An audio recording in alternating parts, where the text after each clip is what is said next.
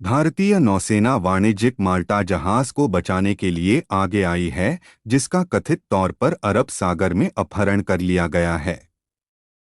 मेडे की चेतावनी मिलने के बाद भारतीय नौसेना ने तुरंत अपने युद्धपोत को एमवी रुएन की सहायता के लिए निर्देशित दिया।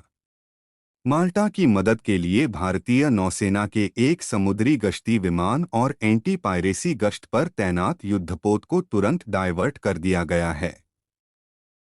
18 चालक दल के साथ जहाज ने यूकेएमटीओ पोर्टल पीएम 14 दिसंबर 1923 पर एक मेडे संदेश भेजा था, जिसमें लगभग 6 अज्ञात कर्मियों के सवार होने का संकेत दिया गया था। इस घटनाक्रम पर प्रतिक्रिया करते हुए भारतीय नौसेना ने अपने नौसेना समुद्री गश्ती विमान को निगरानी पर रखा है। भारतीय नौसेना ने एक बयान में कहा कि एमवी रुएन का पता लगाने और उसकी सहायता के लिए क्षेत्र और उसका युद्धपोत खाड़ी अदन में एंटी पायरेसी गश्त पर हैं।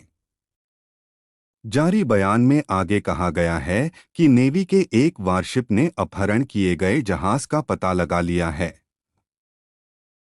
और हम उस पर नज़दीकी से नज़र बनाए हुए हैं। बता दें कि जहाज एमवी रियून सोमालिया की ओर जा रहा था जब गुरुवार को उस पर हमला हुआ। यूके के समुद्री व्यापार संचालन ने कहा कि चालक दल ने जहाज पर नियंत्रण खो दिया है।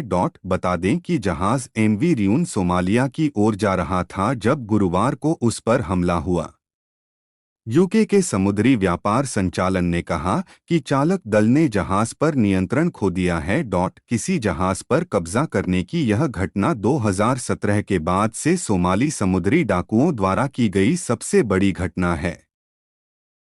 कई देशों द्वारा समुद्री डकैती विरोधी प्रयासों के बाद अदन की खाड़ी और हिंद महासागर में इस तरह की बरामदगी रोक दी गई है।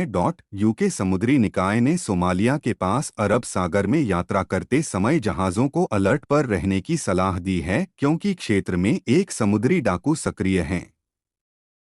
जारी चेतावनी में कहा गया है कि जहाज़ों को सावधानी से पारगमन करने और किसी भी संदिग्ध गतिविधि की सूचना देने की सलाह दी जाती है।